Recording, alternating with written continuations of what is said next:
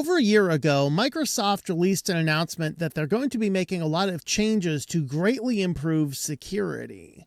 And there's some things that have come up recently in the news that make me really question if they were serious. It's very interesting, and this is a critical issue in many Windows systems that they've simply said, that's not a bug, that's a feature. Literally.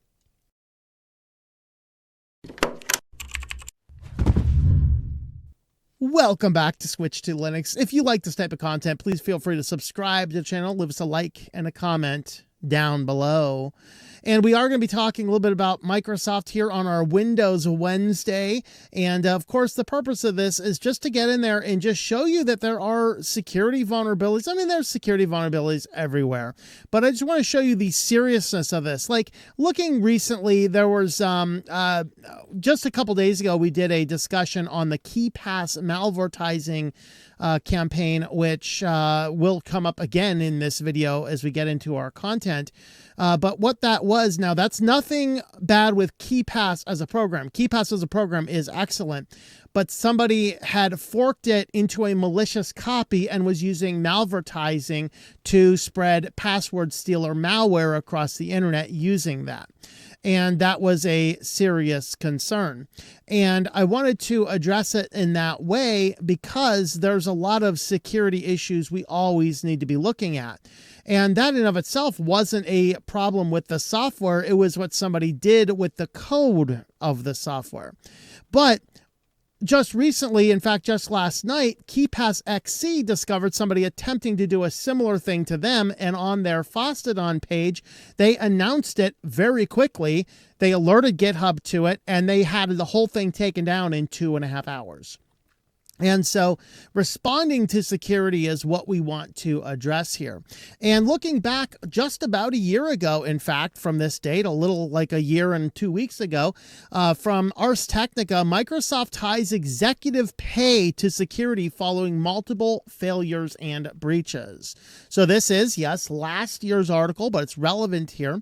So it's been a bad couple years for Microsoft security and privacy efforts that had misconfigured endpoints, rogue security certificates, weak passwords, all cause risks of exposed sensitive data. And Microsoft has been criticized by security researchers, U.S. lawmakers, and regulatory agencies for how it has responded to and disclosed these threats. And I want to say right now, you should stop right now and take stock of your own security methods. You should examine, are you keeping up with the latest potentials? Like, I think a lot of what Microsoft is doing with trying to secure accounts with forcing the passkeys and the password list, I don't think it's entirely bad. I think the problem is in the messaging and the marketing, because as I talk to a lot of people, most people that I talk to, young people, old people, none of them know what any of this stuff means.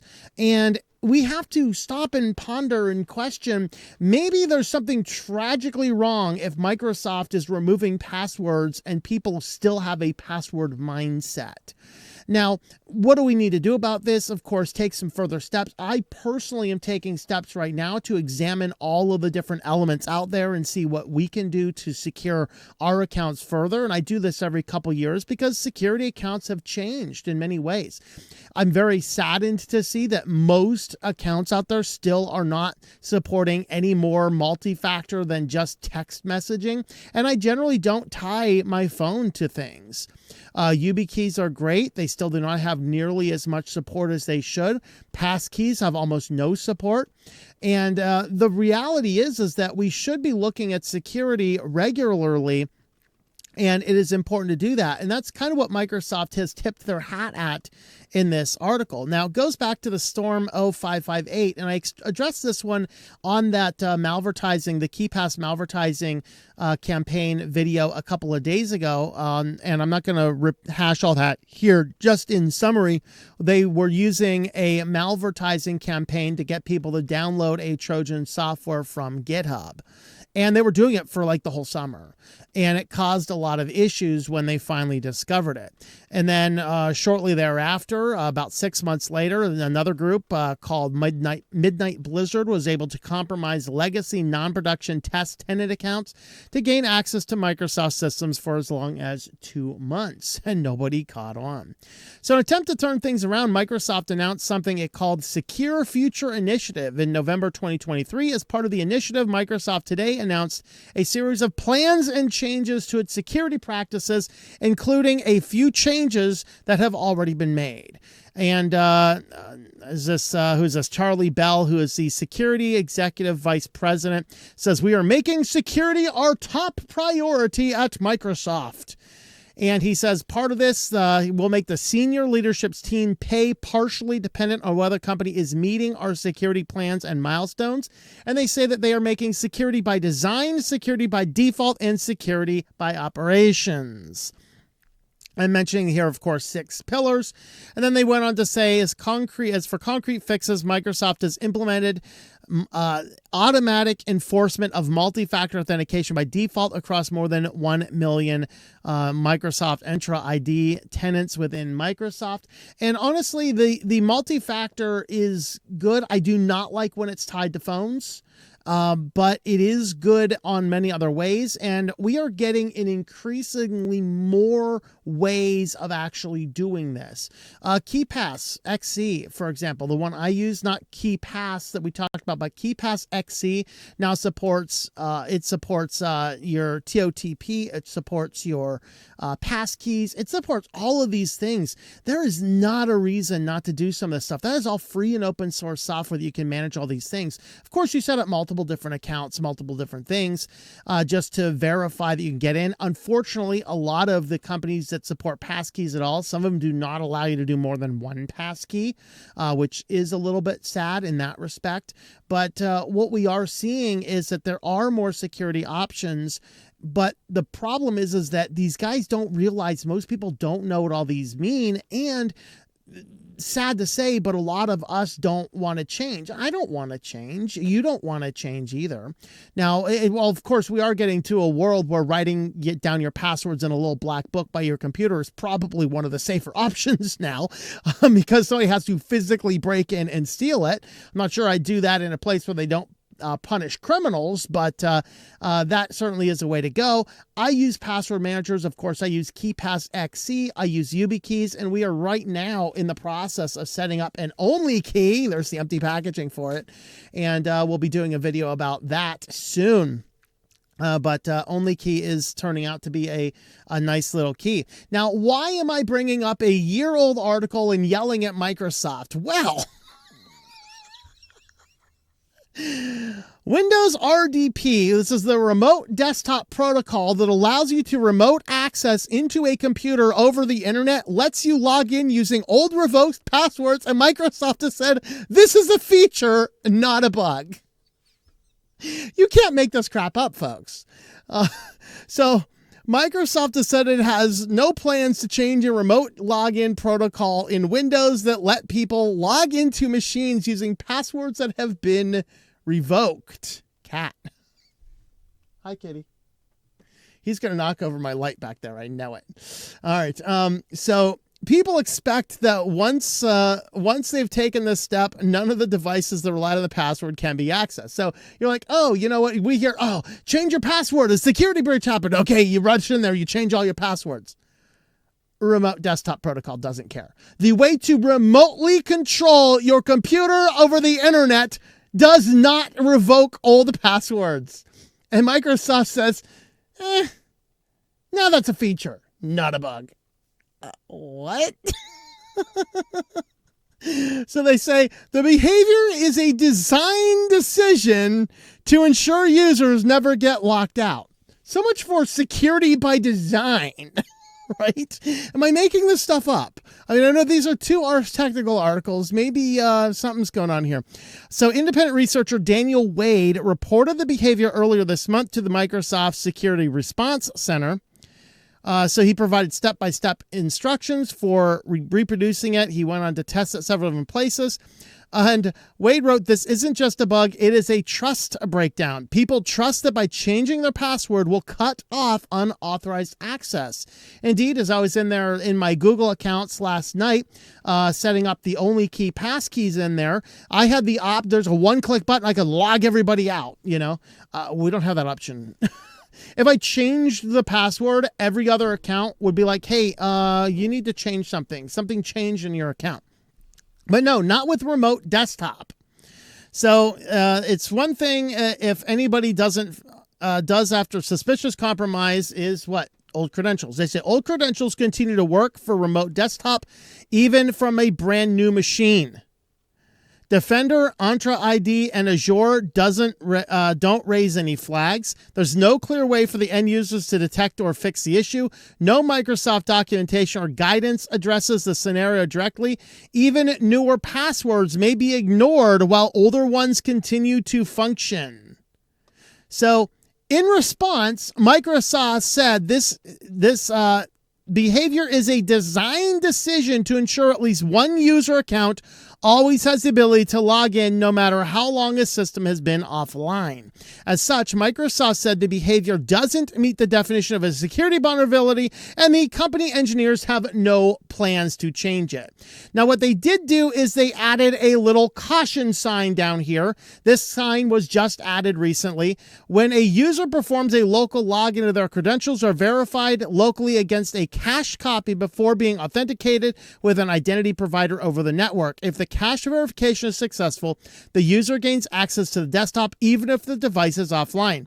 However, if the user changes their password in the cloud, the cache verifier is not updated, which means they can still access their local machine using their old password. They literally updated their guide on remote desktop access to include that warning that your old passwords will continue to work. Here's just some indications how you're using that. So even after users change their account passwords, it remains valid for RDP logins indefinitely. In some cases, Wade reported multiple older passwords will work while newer ones won't. The result, persistent RDP access that bypasses cloud verification, multi-factor authentication, and conditional access policies. While the password change prevents the adversary from logging into the Microsoft or Azure account, the old password will give an adversary access to the user's machine through RDP indefinitely. So it creates a silent remote backdoor in any system where the password was ever cached or, leaked. Even if the attacker never had access to that system, Windows will still trust the password. So the mechanism of all this makes this possible if the credential caching on the hard drive on the local machine. So if you need to update the password, you need to flush the cache on the local machine. All right, so the update fails to advise users what steps they should take to lock down RDP in the event their Microsoft Azure account is compromised, which isn't increasingly happening. And Microsoft told Wade he wasn't the first person to report the behavior as a security vulnerability, indicating the company's security engineers have been aware of the behavior for nearly 2 years. And this is the greatest part down here at all. We originally looked at a code change for this issue, but after further review of design documentation, apparently not designed by security by design, changes to code could break compatibility with functionality used by many applications. So you might look at this and say, well, I don't use Windows. Ha ha ha. Look at those guys. The problem is some of my audience in the tech world do have remote desktop enabled for their family members' computers so they can provide local tech. If you are a person that is supporting tech to loved ones' computers remotely via RDP, you are going to want to be aware of this and address the issues. You need to flush the cache on the local system, re-authenticate it all on the local system. Of course, Microsoft didn't provide steps for that. I'm assuming that if you're supporting Windows remotely, you'll be able to, oh, okay, this is what I need to do. But I wanted to address this because what is curious is this is not the same issue, but another remote desktop vulnerability in Windows has been exploited in the wild. This was like 2 days ago. So with this one here, this is a race condition in depth, basically allowing somebody to get into a remote desktop gateway, utilizing some memory execution issues. It is broadly impacts server 16, 19, 22, and 25. And of course, they patched that one really quick, but of course, they're not going to patch the remote desktop flaw because why would you want to patch that? It's a feature, not a bug. We can't possibly let you get locked out of that local machine. I mean, Lord forbid you walk your loved one through, shutting the system down, flushing it all out and getting in there. Lord forbid you go to the physical location or hire somebody to go to the physical location of the machine in the event you get locked out. Okay, this is one of the reasons why I'm just not really trusting Microsoft much these days. I'm really not. Call me crazy, call me nuts. I'm just not particularly trusting them. So what I do, I always tell people, look at Linux Mint. Linux Mint is an excellent system. It behaves a lot like Windows. Of course, it is Linux, so it is different. Now, I have full comprehensive guides about how to use it, how it looks like, what to expect. I would encourage you to go and have a look at those just to see. And you can also test out Linux Mint without actually installing it on your computer. And I always recommend people make that test, whether you can, if you can afford another cheap computer, just to install it on a fresh computer, which you can check pawn shops here in my local city. I could check the surplus and salvage store at the university. You could check around Craigslist, and you're not looking for something amazing, and you can get decent computers for just $100 or $2 that are perfectly capable of running Linux. If you want, you can use a flash drive. You can pick up a second hard drive. You can pick up an external hard drive. There's just a number of ways you can test out Linux without even compromising your current Windows system. And I'd encourage you to start exploring these issues now, because if you are still on Windows 10 and you're not eligible for that Windows 11 upgrade, you are going to start losing security support unless you want to be paying Microsoft more money for the next 3 years just for support for a system that they said will be the last Windows system ever. Do you guys remember that a decade ago? There will never be another Windows. This is it. And most of us laughed at that at the time. And now, of course, they're getting rid of that last Windows system ever, pushing people onto their new one, where they have remote access bugs that they're choosing not to fix.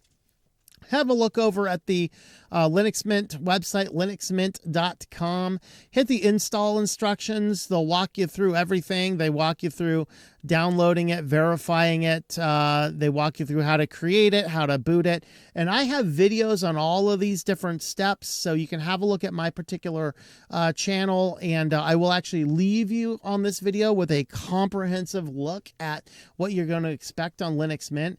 This is a concern, though, that even if you change your Microsoft password, you should be able to expect that it's going to be revoked on a remote desktop, and it's not. That is a serious concern.